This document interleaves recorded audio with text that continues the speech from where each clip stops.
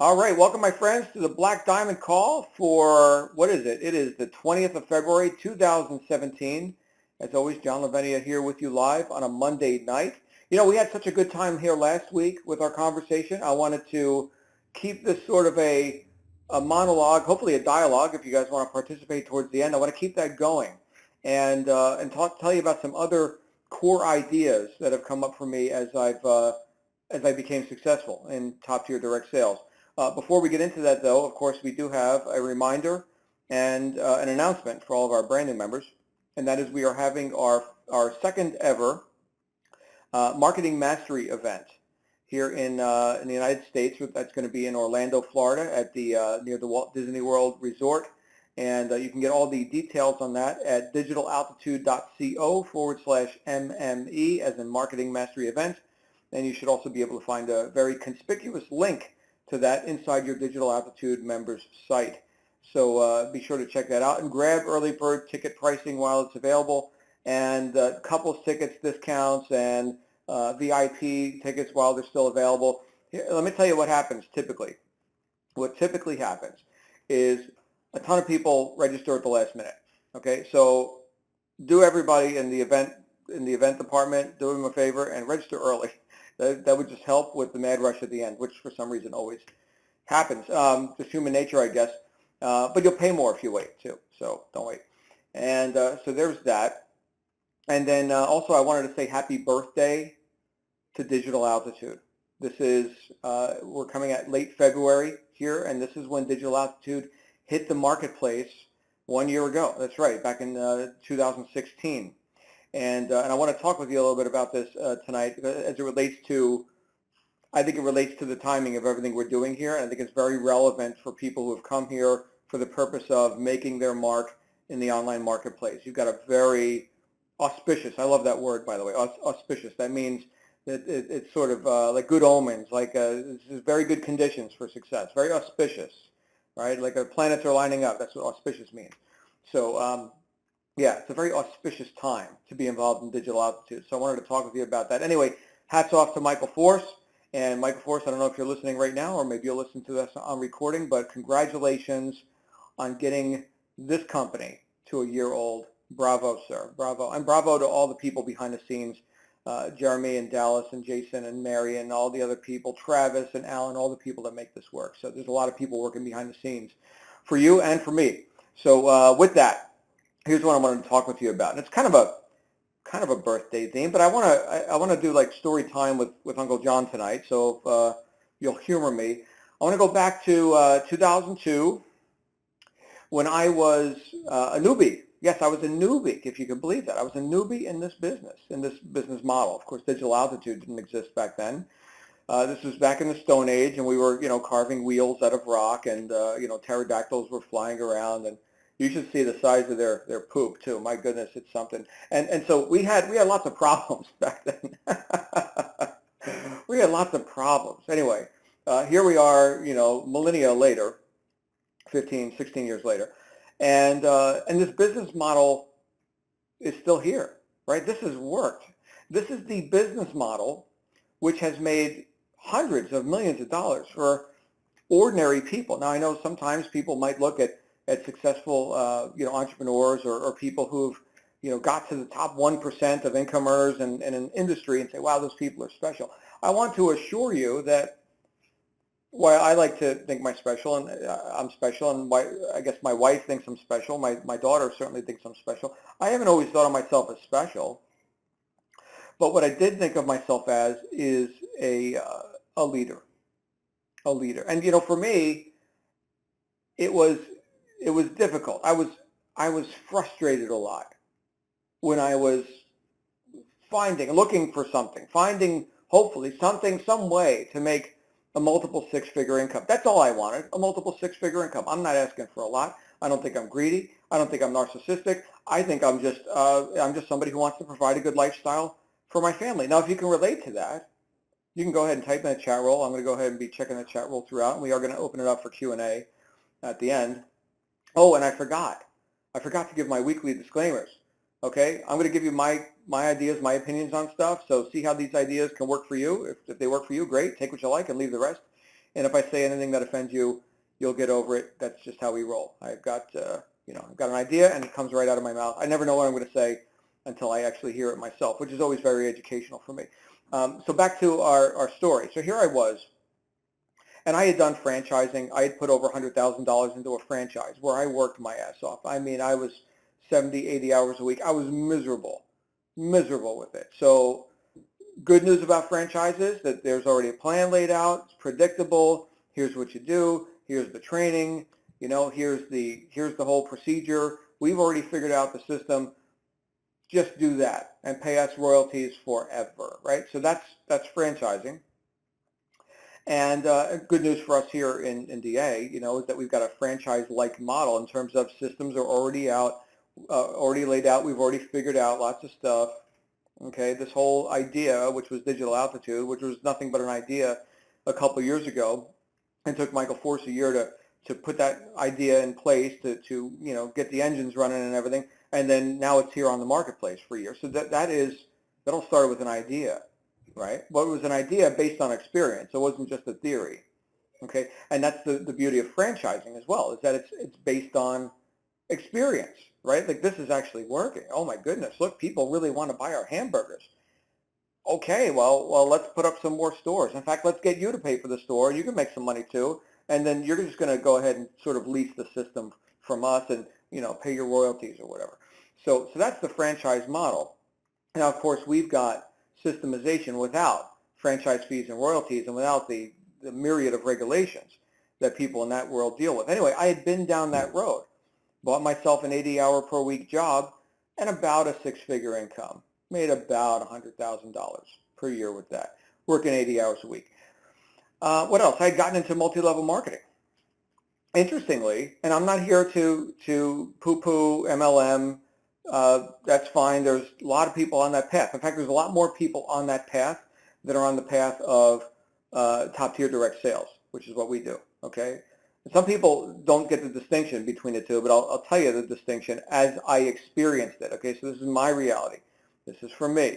Okay, and for you. You may relate to this. If you've been in multi-level marketing, you've got a situation where your income, well, your income potential is pretty great, right? I mean, you can get commissions on multiple levels of people, and two get two or five get five or whatever the hypothetical situation is, and here's the geometric progression, and now we get to the point where, my goodness, all you did was lift your little finger and you just made $1 million because everybody duplicated. My goodness, this is a bonanza. Yep, that's the way the comp plans are written. That's all very nice, and we're going to go ahead and we're going to sell our soaps and our vitamins and our jungle juice to our friends, family, and neighbors, and we're going to do milk and cookie parties, and we're going to do product demos, and man, we love our product. We're all a product of the product. I love the product. Give me some more of that jungle juice. It's so tasty. Right, okay, until it's not so tasty anymore. And what I found was that as much as I love consumable products, and I like to eat vitamins and drink jungle juice, and I do. I've got lots of friends in MLM. I buy their stuff. Great, sell me the jungle juice, man. It's good. I like the healthy stuff. But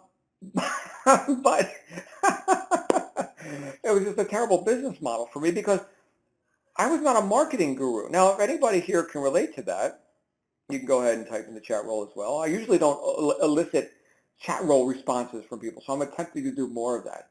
I'm attempting to be more engaging. So hopefully I'm engaging you. If you're tuning into this live, please engage with me. So here I was in this MLM company, not a marketing guru, not a seasoned veteran in MLM. I didn't come in with like a big list. In fact, I was taught to make a list of 100 people that I know. The 100-person list. I don't know if any of you have ever heard this, but yes, some people can relate. Here's Sandra, right? Tracy, got it. You guys, very good.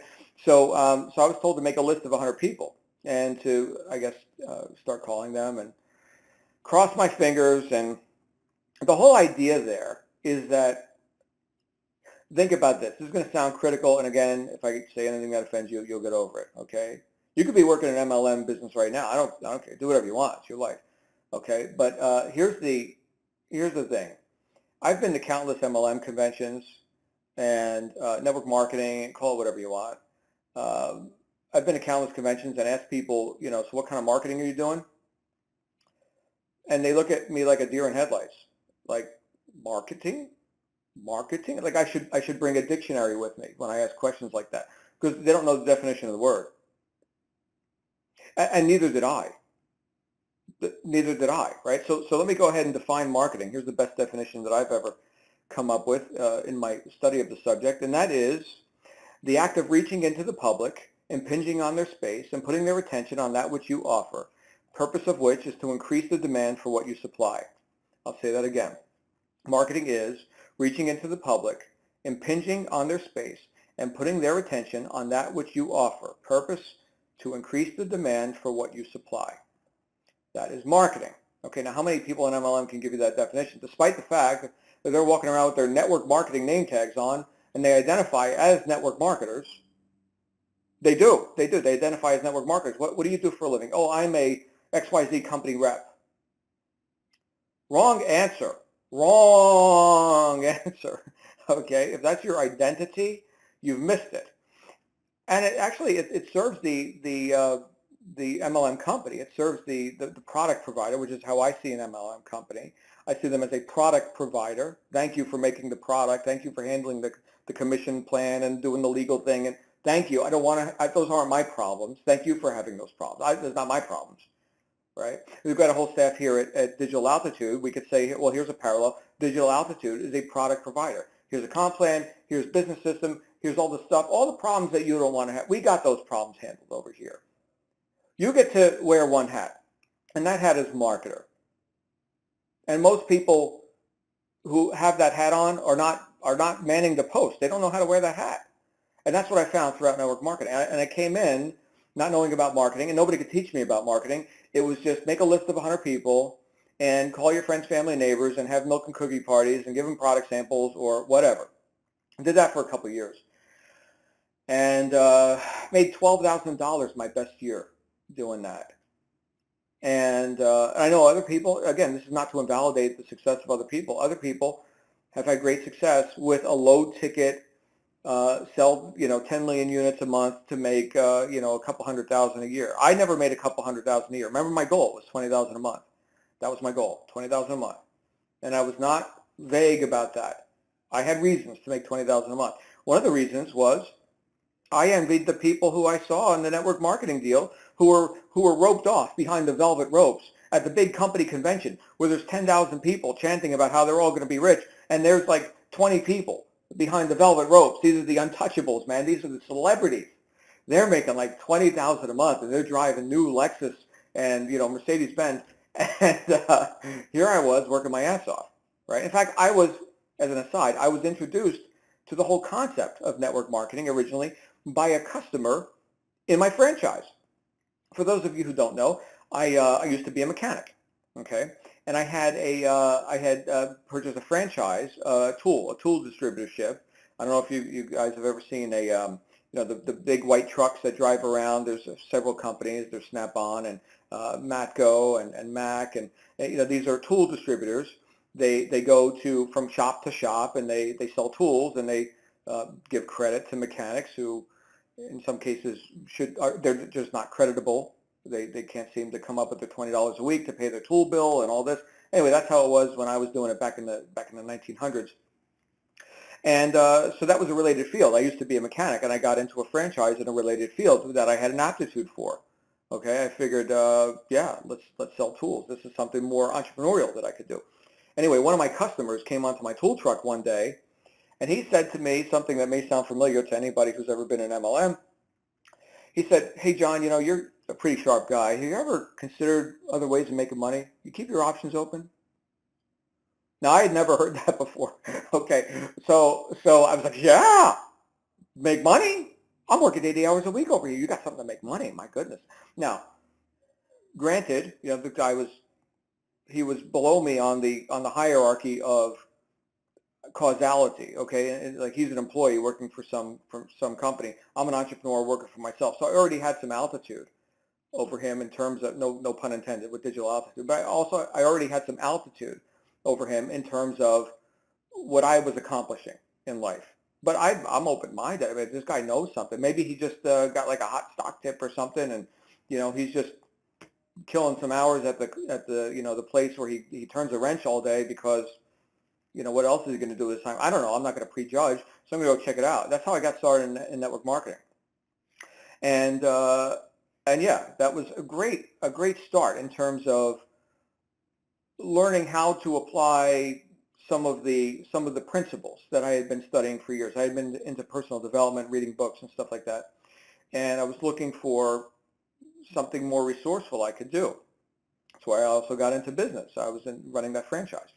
So here I was in network marketing. And the point is, with all this, is that in the network marketing model, without knowing about marketing and having no one who could teach me anything about marketing, I was not terribly successful. Now, if I got into like a traditional network marketing company now, if I had the motivation to do so, if I had the interest in doing so, I'm sure I could be way more successful than I was now that I've learned something about marketing.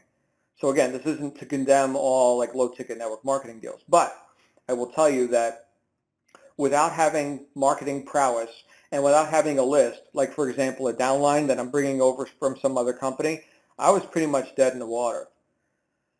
And just the fact that I got to, make over $10,000, what does the average person do in network marketing? They hear no 2 or 3 times and they quit. That's the end of that. I mean, what did it cost them to get started? A couple $1,000s. Some of these low ticket programs, a few $100s, right? I put in $5,000 to get started in this network marketing deal. Okay, so but still, compared to what I paid to get into a franchise, it was 100,000 plus. Okay, and I didn't have like a system. I didn't have a system like in the franchise where it had work laid out for me to do. It wasn't systemized. It was make a list and call your friends, family, and neighbors and bring them to the milk and cookie party and the hotel meeting and all that kind of stuff. So for me, I went from a very systemized, a lot of work thing that made me some okay money, not compared to the hours I was putting in. I went from that to, my goodness, this is killing me. Let me go into this other thing where we can get this thing called leverage, where I can have bits of profit from other people who now I've brought into a team, like a marketing team structure. Problem was I didn't know marketing, neither did anybody else. So that was sort of a hit and miss, and mostly miss. But without a system. So you see here, I just gave you a mental picture of 2 different business models. One is very systemized, and we've got systems here. And one has leverage. Like in the franchise, I was the leverage for the company that runs the franchise and the tool trucks, right? But in this world, over here in this network marketing world, I learned something about leverage through duplication. Very interesting, very compelling, but no system. Now, do we have both of those things here inside Digital Altitude? We do. And this was the beauty of top-tier direct sales. Okay, we can learn marketing. Yes, marketing is something that can be known. It need not remain a mystery, John. You can know marketing. Very good. That's a good thing to know. Statistically, the highest paid profession in the world, sales and marketing. Unless you look good in a bikini, shaking your ass on stage, singing pop music or something. That's not me. That's not me. In case you were wondering, that's not me. So there's that. We got a system, but we also have leverage. Leverage, yes. Leverage. We have a way that we can have others that want to participate come, and they can be additional profit centers for us, and of course for themselves, right? So this is nice. This is leverage. We've got both of those things here. In fact, we've got them to a much greater degree than I had them back in 2002 when I finally found a vehicle that can make me at least $20,000 a month. Finally. See, I never lacked motivation. I don't know about you guys, but I would venture that since you're on a call on Monday night, if you're listening to this live, or if you're listening to the recording on the podcast or whatever, there's probably more entertaining things that you can do than listen to some Italian guy, tell you stories about how I became successful. But the point is that you're motivated for success, right? You can go watch kitten videos on YouTube later. They'll still be there. That's fine. Right now we're going to handle this. We're going to handle your deliberate and intentional evolution into a top earner. That's what we're handling right now. So good. Bravo for being here. So I never lacked motivation. I lacked instruction. I lacked know-how. I lacked mentorship. I lacked leadership. All I wanted was somebody to show me something that would just finally work. I see Austin here just put in a question in the chat roll. Austin, the way you get leverage, I'm going to tell you about leverage here for a minute. So the concept of leverage, every top business owner knows that you've got to have leverage. So let's say you're working a job. You are the leverage for your boss, okay? And if he's got a boss, he's the leverage for his boss or her boss or whatever. So there's a hierarchy, right? That means that if I'm your boss and I can pay you 10% of the money that you bring into the company, which is about right, well then great. I'm paying you what a job is worth to profit the enterprise, okay? And maybe to fund other projects, maybe to pay the secretary who they're not bringing in money into the company. Let's say you're in the sales department. You bring in money. Great, you get some of that money. The secretary gets some of that money. That's a needed, product is, I need the paperwork. So we need a secretary too. So that's got to get paid for, right? So yeah, your job is worth about 10% of the revenue you bring in. Okay, and I hopefully get paid too, right? In very successful companies, yeah, I get paid a lot because I got a lot of leverage, right? I'm not typing the secretary stuff and I'm not selling the product to the customer, right? I'm the boss, right? I'm the guy with the idea. I'm managing all this, right? That's the leverage. That's good. That's good stuff. And there's an old saying, Austin, that you should develop your strengths and manage your weaknesses. Okay, so my strength may be as a leader, as an organizer, as a manager, as a boss, and other people. You see, I've got weaknesses in other areas, right? Those weaknesses would be typing, answering the phone, doing the sale thing, all that stuff, right? So that's where I would want employees or a downline and an upline and a product provider, a company, right, to be leverage points for me so that I don't have to try and develop my weaknesses. Develop your strengths. Manage your weaknesses with the strengths of others. So hopefully, Austin, that answers your question. So that's leverage. That's what we get here, okay? In my franchise, I was a one-man show, right? It was me running the tool truck, doing the shipping, the receiving, taking the credit, and getting guys their tools on time payments and everything. So it was a lot of work. It was a lot of work. Could I have created some leverage? Sure. If revenue was big enough, I could have brought on a subordinate, an employee, maybe a second truck or something. I got burned out in 2 years doing that. Burned out. So miserable. Anyway, so back to top tier direct sales. So I found an advertisement, and it was a form of marketing that I had not experienced before, and it was a little business card that somebody had put on my car, right on the driver's door between the window glass and the rubber that holds the glass, right above the driver's door handle. Somebody had put a little business card sized flyer or handbill, and it was talking about making like $20,000 a month. I was like, yeah, right. Okay, but hey man, I'm open just like I was on the tool truck where the mechanic had said, hey, you seem like a bright guy. You want to learn about making money? Okay, I gotta know.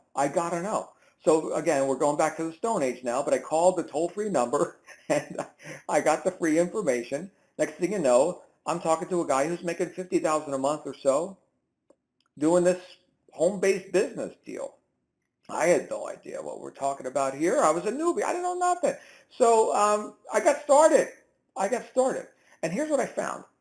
First of all, they were dealing with a product of significance.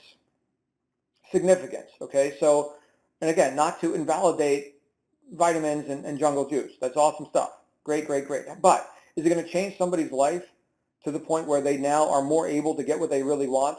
Now, if they've got some acute health condition, some trouble, and the juice or something is what they need to fix it. Not that you can claim that. My goodness, the FDA would be all over you, shutting down your company and everything else. How dare you say that you actually helped anybody with any of your product? Okay, but that aside, regulatory issues aside, aside from that, like some, raising Lazarus from the dead or something, it's not that significant. Okay, preventative healthcare, great stuff. Eat your vitamins, man. Awesome. Good. But it didn't change my life. Okay, I wasn't passionate about it. When I got into top tier direct sales, we were dealing with information products, info products, Events, does this sound familiar to anybody? Does anybody here have a digitally delivered information product in your possession? I think you do. I think you do. We've got two of them. They're called Base and Rise. How about events like high ticket, high impact, exclusive information, non-disclosure statements, like hardcore education that you'll never get in school? Do we have everybody going to Maui in a couple of weeks? I think we've got a few people going to Maui in a couple of weeks. So does this ring a bell? It does. It does. This was the business model. So now what are we selling? We're selling intangibles. Intangibles. So I made the shift from tangible products that have an objective value, like what does a bottle of vitamins cost? 20, 30 bucks? Okay. So you see, that can be commoditized. That can be relegated to, well, it's just like all these other ones. Yeah, I got vitamins already. I go to the store. They're like, I take one a day. What are you talking to me about vitamins? Okay. So that is a commodity, an objective value, or an assumed objective value. Okay, so that's something we can touch, and it's got to be manufactured, it's got to be shipped, right? There's overhead, there's packaging, here's your 10% commission on your $30 bottle of vitamins. Here's your $3. Thanks for showing up. Now, if you can do that 10,000 times a month, man, you're good. Good times. Of course, you got to know marketing, which we can't teach you. Great. So there's that. Or you got to rely on some downline people who are also don't know marketing and arguably are barely committed. What, they put a few $100, maybe $1,000 in? You're going to rely on these people for your income? Again, sorry if I'm offending anybody. This is my reality. Okay, great. So my income is now reliant on other people who I barely know, some loosely affiliated group of people who don't know marketing, to do marketing and to commit when they barely put a penny on the table compared to what I just did in my franchise. Yeah, okay, so we can bet on that if we want, or we can go over here to the world of intangibles. Intangibles. So now we're dealing with subjective value products. So think about the unfair advantage we have now. Okay, and I'm not here to sell you this, you're already in. Okay, so think about the difference. So here we've got a product that needs manufacturing and packaging and shipping and all the stuff that goes on with that, so you can make your $3. And on this side of the table, ladies and gentlemen, we have something that you can't see because it's intangible. I can't ship it to you. It doesn't exist in the physical world. It is information, just like any university. They're selling an intangible product. Yeah, you get a diploma at the end, which you know what you can do with that once you got it. But unless you're a doctor or you're an astronaut or something, yeah, you actually have some use for that education. But most of what passes as education these days isn't. It just isn't. We got kids leaving college with zero marketable skills. It's a travesty. And along with no marketable skills, here's $150,000 in student loan debt, which you can't even write off on a bankruptcy.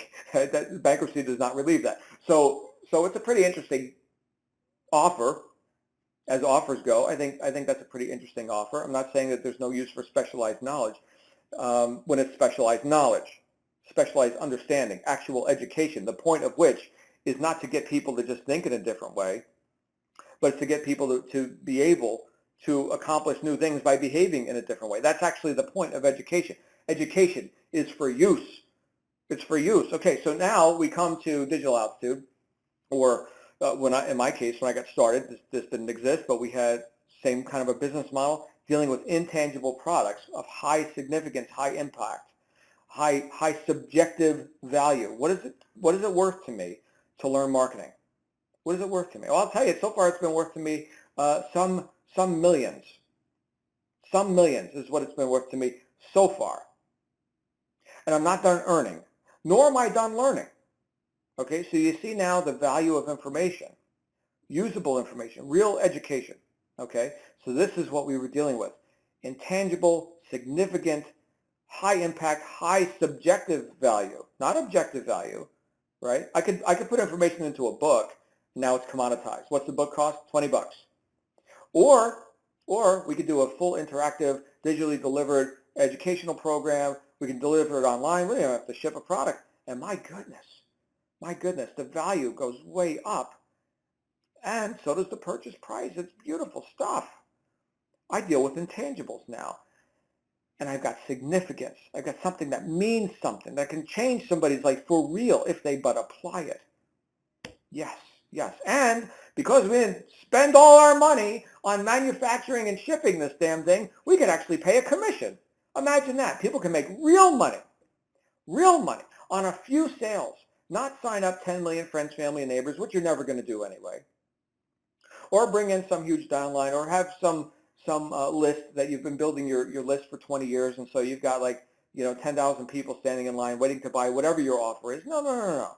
No, this is where somebody brand new, like I was, can get started and decide to learn marketing and not even be that good at it. My goodness, there are marketing gurus who would humiliate me in terms of what they've done in terms of impinging on the marketplace, putting people's attention on an offer, right? Increasing demand for what they supply. There are people that are way, way better at that than me.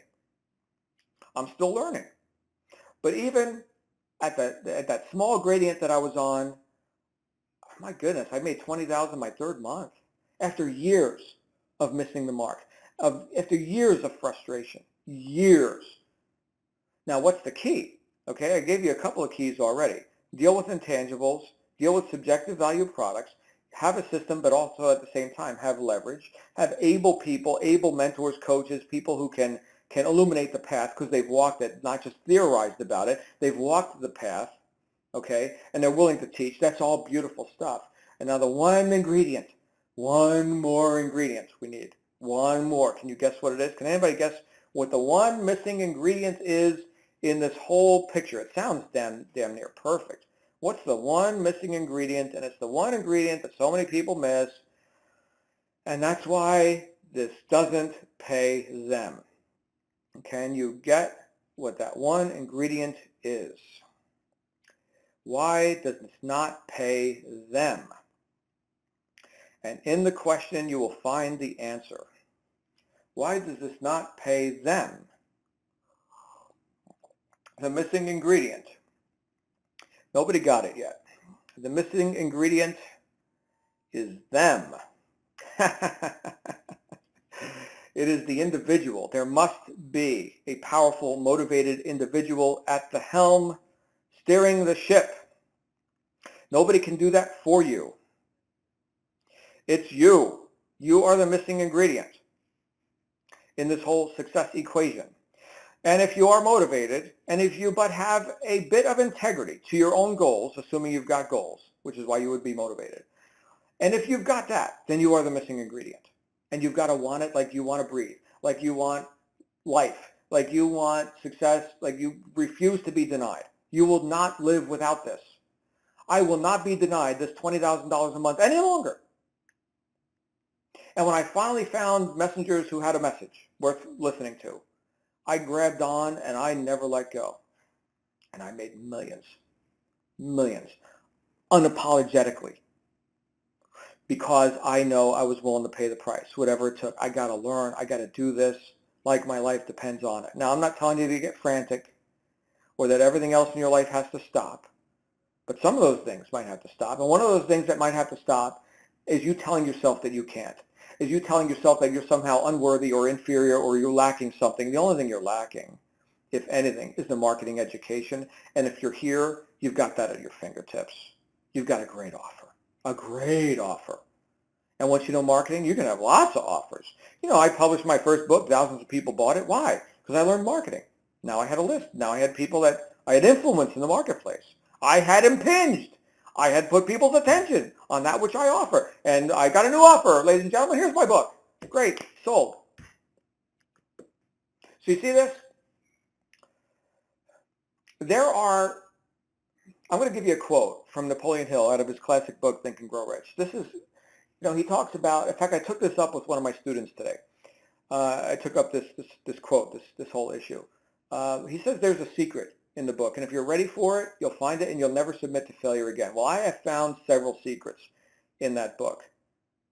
And I think the reason why he says there's a secret in the book is to keep you reading and keep you paying attention, to get you engaged, because I found multiple so-called secrets in that book. Obviously, if there were secrets, they wouldn't be in the book.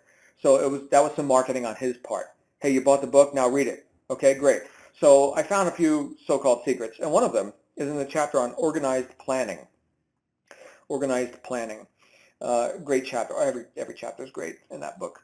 But he says in that chapter, generally speaking, and I'm going to do this right from memory because I've read this so many times. He says, generally speaking, there are two kinds of people in the world. One is known as leaders and the other is known as followers.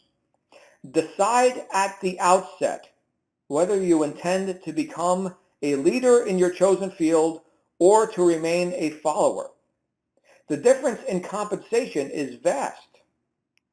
The follower cannot reasonably expect the pay to which a leader is entitled, although many followers make the mistake of expecting such pay.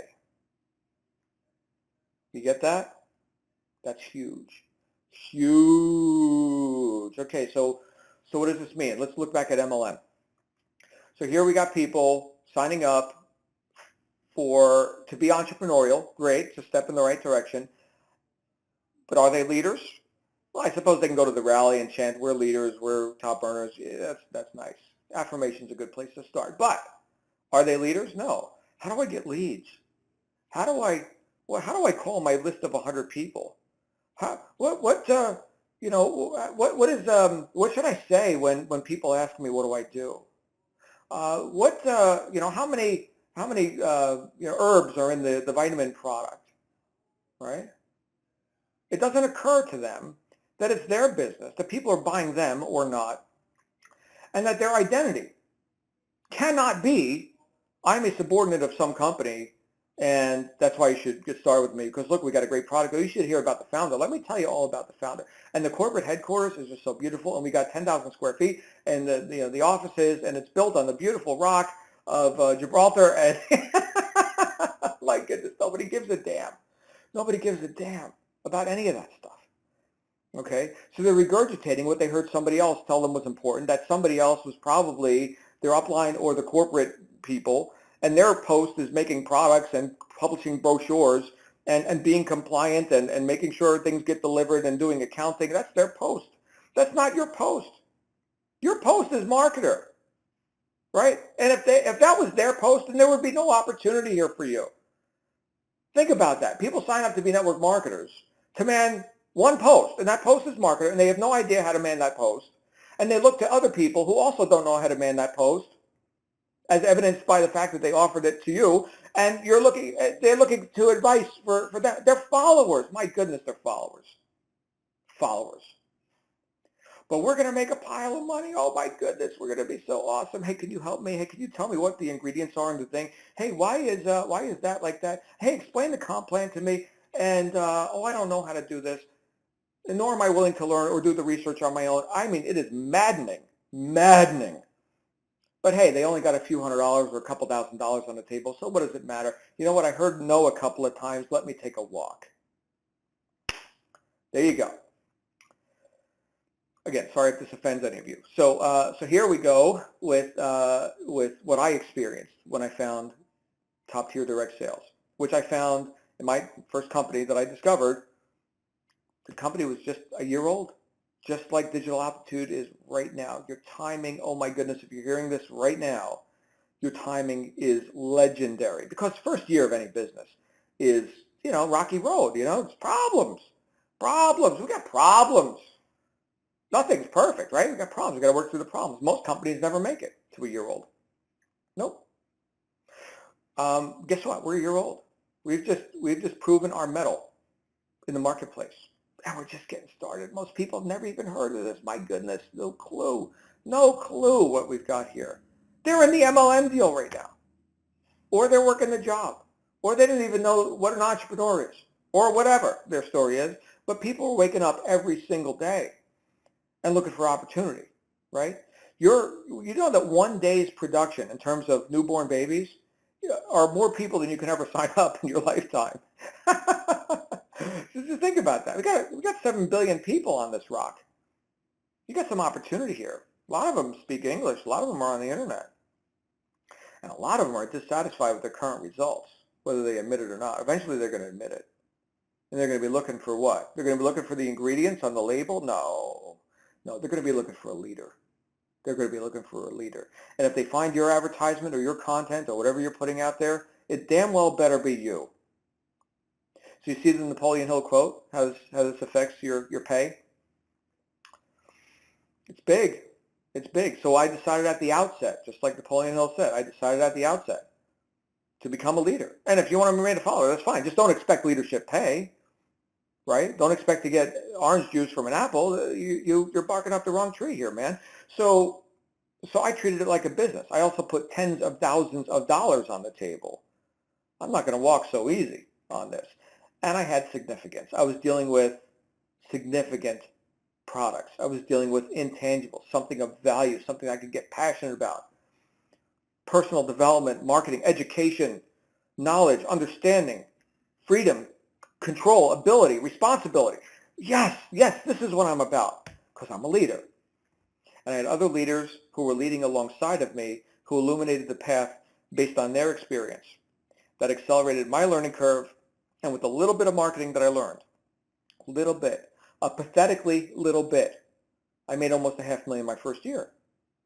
Big difference from struggling for years to barely eke out a six-figure income, 10 grand a month. My goodness, that's gas money. Working 80 hours a week to do that, right? Or having no direction whatsoever at all and bumbling around MLM for a couple of years and making 12 grand. So just think about the contrast, the wild contrast between those three worlds, right? We had franchising, we had traditional MLM, and we have top tier direct sales. All three work. All three are fine. Do whatever you like. Okay, that's fine. I'm not here to evaluate what you should or shouldn't do.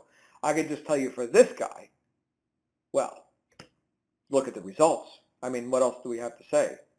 Maybe if I was even more motivated or had a bigger aptitude for marketing or something, maybe I could have made it in that MLM deal. Maybe I could have gotten the leverage that I never got in that franchise deal. Maybe if I had more of a business mind. Maybe if I went to Wharton Business School, like rich children do, which I'd like to send my child to that if she's interested. She's only 6 right now, but you get the point, right? Maybe I was lacking the education. I don't think I was lacking the motivation. I certainly was. I didn't know what I didn't know.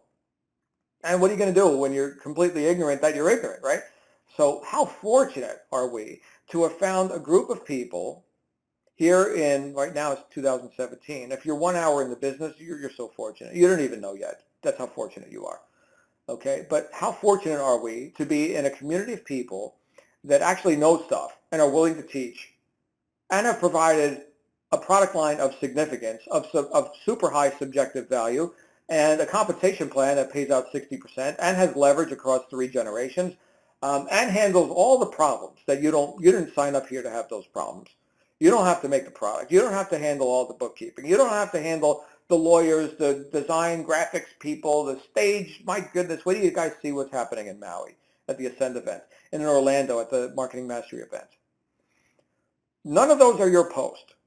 Hooray, hooray. Your post as marketer, your mission, should you choose to accept it, is to do it unapologetically with your fangs exposed, take no prisoners, make as much money as you can as fast as you can, and damn it, make an example of yourself. Yes, make a spectacle of yourself. The world has no use for more failures. The world needs leaders. And that is you. Your mission, should you choose to accept it, is inspire others. And then offer them whatever you want, because they're buying you. And I would venture that Digital Altitude is a pretty great front-end offer. And it's all in a box for you, ready to go. If you want to go write a book, go write a book. Offer them that too. Great. Great. Do it. Just do it. Because once you know marketing, once you know sales, you are now in the highest paid profession in the world, and you don't even have to look good in a bikini. It is just magical, my friends. I'm telling you, I still pinch myself sometimes. I'm like, my goodness, look at me. If I can do it. So back to my original point. Am I special? Maybe, simply because I've chosen to have some integrity to my own vision. And I've chosen to rekindle that vision and not be beaten down by life and its circumstances and my past failures. I have not succumbed to past failures. And those times when I have succumbed, I've gotten back up eventually. Right? I'm not here to tell you that this is walk in the park, No, no, you don't get to be a black belt by never taking a punch. Come on, come on. All right. So I just want you to chew on that and see how that see if this is speaking to you. I mean, you can reject this whole conversation. You can say, you know what? No, John, you're special. And, I mean, you've got so many advantages. I mean, you've been studying personal development and psychology and various philosophies for 30 years. And you've already got like a list of people. And yeah, you can invalidate and disqualify yourself. You can do that. Yeah, you can do that. You can reject everything I just said. Or you could neglect it, right? You can just say, yeah, it's really great, man. That is awesome. Wow, I'm so damn empowered. John Lavinia, man, he's speaking the truth. Yeah. All right, what's on TV tonight? What? Oh, damn it, oh, man, I got problems. I got circumstances, right? And just let it go in one ear and out the other. Just neglect it. I suppose you could also ignore it. Maybe right now, as I'm speaking, you're also watching kitten videos on YouTube. Hey, priorities, man. Priorities. Those kittens are cute. Or you could accept it and put it to use. Again, education is for use. I know that's a novel idea in current scholastic circles, but I'm here to tell you this is for use, and it's for you. You are the missing ingredient. That's all. And the fact that you're here listening to this, well, you're probably not missing it all, are you? You're probably here. So with that, my mouth runneth over. I shall stop running it. And I'm looking at the chat roll, and I am seeing a ton of comments. Thank you, guys. Thank you, guys and gals, for your feedback on this.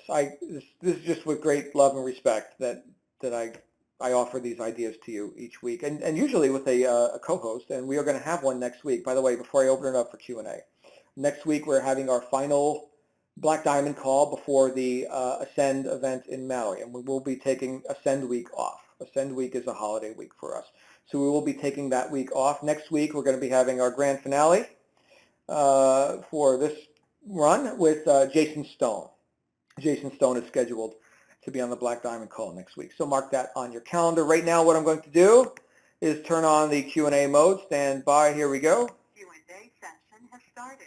Q&A session has started. So what that means for you and me is that we now have the opportunity to raise our hand by clicking the mute button on our app or *6 on our telephone device, on our telephony device. Yes, we'll click the *6 button to raise our hand, or click the mute button, the little microphone thing on the app, and our first caller is just vanished. Our first caller just vanished. Christine, where'd you go? Okay, so our first caller just vanished. If you guys want to ask any questions or engage me with this conversation that we're in here tonight, I'm more than welcome to spend some time in Q&A mode here. So here we go. Our first caller is Isaac. Hold on. Here we go. And is it Isaac? Can you hear me? Yes, you're on the air, sir. Is your name Isaac? It's Isaac. Isaac. Oh, yeah. Isaac. Okay, I saw the A. Thank you. Isaac, you're live on the air. How are you, brother? Good. How are you? I am, man, listen to me. I'm on fire.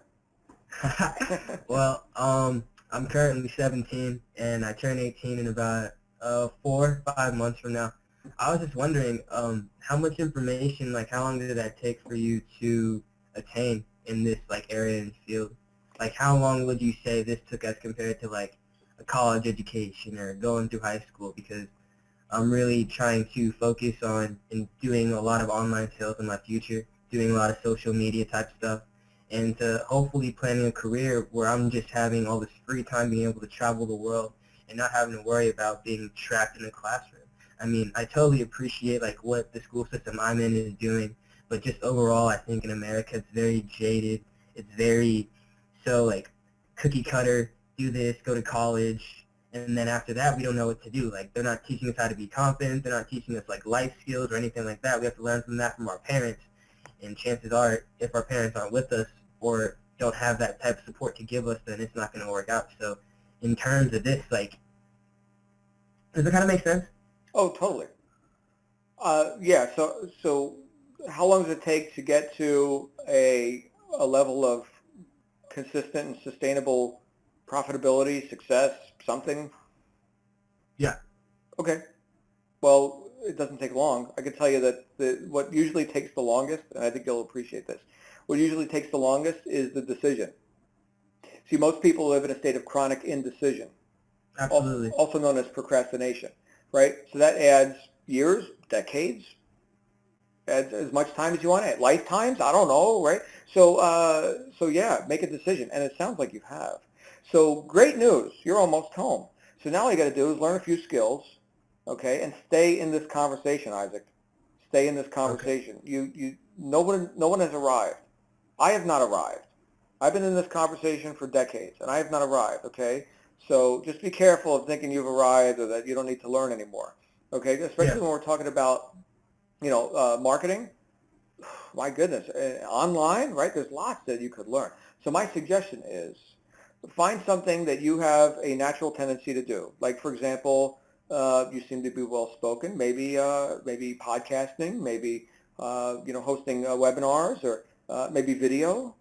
Okay, maybe you're a writer. Find some way to add value to the marketplace. Like the late Jim Rohn said, I don't know if you've ever heard of that guy. He died a few years back. He said, if you want to increase your income, increase your value to the marketplace. Well, great. So what can you do that's valuable that you can now put into the marketplace? Do some marketing, impinge on some people's space with that. What's your message? What's your brand, right? So anything you can do to learn and easily execute, okay? And I'm not going to say it's going to be effortless, but, some people they get the idea that they've got to do like 15 different things. No, right? Some people are scared of a video camera. Well, then don't do a YouTube channel. Okay, fine. Go do Facebook or something. Or go buy advertising. Learn how to get good at placing banner ads or something.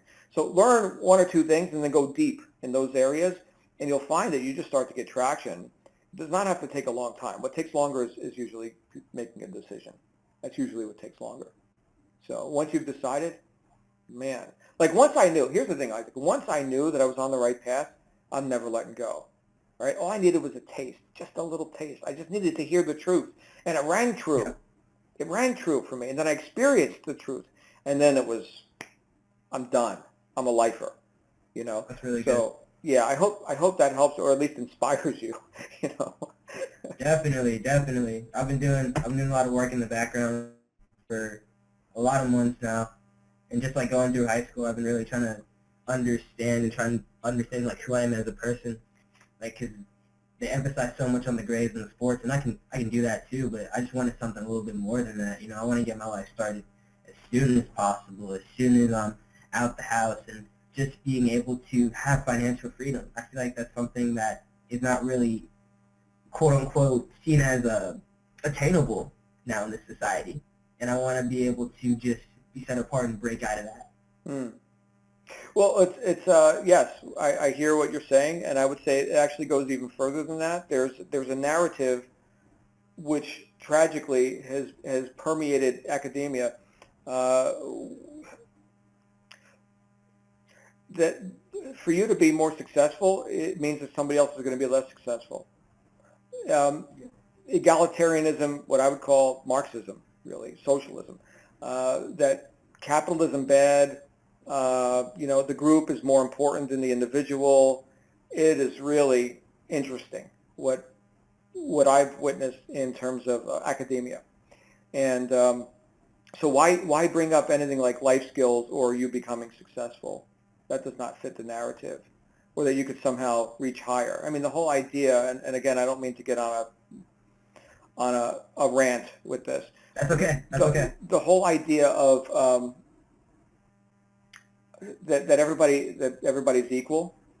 Yes, equal in terms of opportunity, but let's say I'm an A student and you're a D student.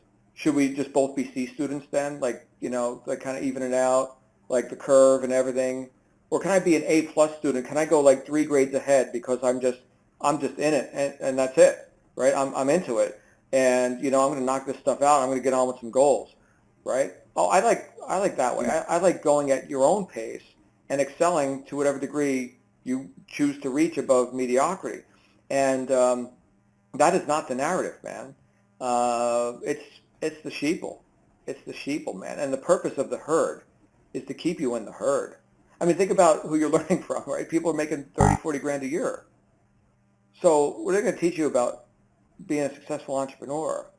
And that's why rich people send their kids to Wharton Business School and things like that, right?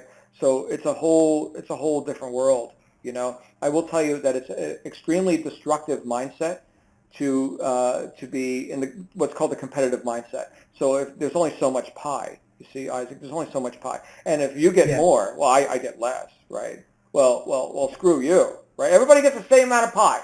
Everybody gets the same amount of pie. In fact, we need the government to come inspect the pie cutter because he might have gotten some pie and okay, oh my goodness. So here in the world of free enterprise, we say, who wants pie? Step right up. Here's the ingredients. We'll teach you how to make the pie. Make as much pie as you want. We don't give a damn. Have all the pie. You throw it up. You can't eat any more pie. That's fine.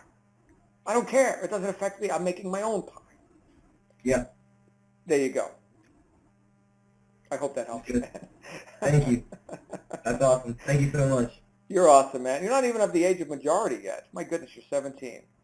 Well, I guess your parents signed you up, so bravo to them. Nah, I signed myself up. You know? Oh, I didn't hear that. I didn't hear that. I'm not in the legal compliance department here. I didn't hear that. Okay, thank you. All right, we're gonna go to our next caller. It's Richard. Hey, Richard, how are you? You're live on the air. Hey, John, how you doing? I am good, man. I am good.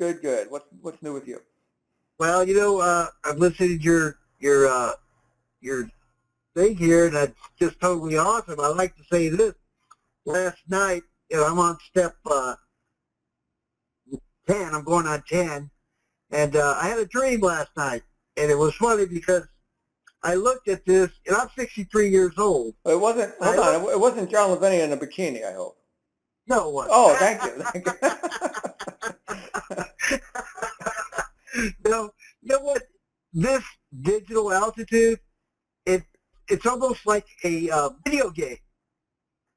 If you play the game and go through the steps and level up every time, and even if you don't make that level, go back and do that level again, it was like I had this vision of doing that and completing the steps. And I'd like to ask you this question. In your road or your climb to the top, how many times did you stumble down the road, back down, go back down a step? Oh, I didn't count them, so I couldn't give you a quantity, Richard, but I could tell you that that I sure learned a lot. Could have been easy. Yeah, I learned a lot, and the thing that kept me going was the vision. So that's probably why I wasn't counting the losses, only the wins. And there's a story from the Bible about David and Goliath. Have you heard about this incident that happened? Yeah. Yes. Right. So Yes, I have. there's this big guy Goliath apparently, and he's like this fearsome dude, and like nobody can defeat him. And then there's like the army and the king and all this, and here's this kid David, and Yeah. the part of the story that a lot of people apparently don't remember or were never told was that there was a reward for killing Goliath. And the reward had something to do with you get to marry the princess and you get to live tax-free for the rest of your life. All you got to do is take down this enemy of the state here, this Goliath guy. And all the other soldiers were trembling. Oh, Goliath, oh, he's invincible. Oh, my goodness. Problems. And David was like, hey, tell me again about the reward. Tax-free life? Marry the princess? Hey, tell me about that tax-free life again. Oh, what about that princess? Great. He took unconventional means and got the job done and stole the show. I mean, that's right. Became king. Right. Yeah. Sign me up for the princess and the tax-free life. So that's all. Yeah. We all have the same opportunity. So going back to what Isaac and I were talking about, yeah, equal opportunity. Fantastic. Equal results? No. And I'm glad I heard about this. Yeah. Because, after 63 years of working, being in the military and all that brought me nowhere, I'm here now, climbing to the top of that mountain with you. I want to see you at the top. Very good, my friend. You coming to Orlando? No, I'm not going to be able to make it there. I've got to drive Uber and get these steps done. Okay. Well, Orlando is months away. So the correct answer, my friend, is yes. I am working on the means to do that right now. I'm driving Uber and I'm getting these steps done. There you go. Yes. So I will. Just what are you expecting? I mean, this is like months away. So, and I'm not picking on you now. I'm just giving you my reality about this. This does not take long. I mean, my goodness, you've got an opportunity here. We've already got people making a lot of money, more money than it takes to get $100, event ticket. So, yeah. So anyway, thank you, man. Thank you for coming out here. I do want to shake your hand in person at the first event that you show up at, which I'm guessing will be Orlando. So. Thank you very much, John. All right, my friend. You have a great one. You too. Great seeing you. All right, we're going to wrap up Q&A with that. Q&A session is over. And I want to thank Isaac and Richard for jumping out here and having a little time with us this evening. And it's a pleasure for me to be here with everybody here on the Black Diamond Call. We are going to get together here again next week. And, of course, join me tomorrow on the wake-up call at, what time does that happen? 10 a.m. Eastern U.S. time. And, of course, if you're listening to this on replay with our podcast or what have you, make sure you share these messages with your team, whoever. I mean, if you think this is an inspiring message, you want to share it with somebody who's not even in digital altitude, fine. The podcast is public. This is for everybody. So thank you again. I'll see you guys next time. In the meantime, make it a great day. You absolutely deserve it. And bye for now.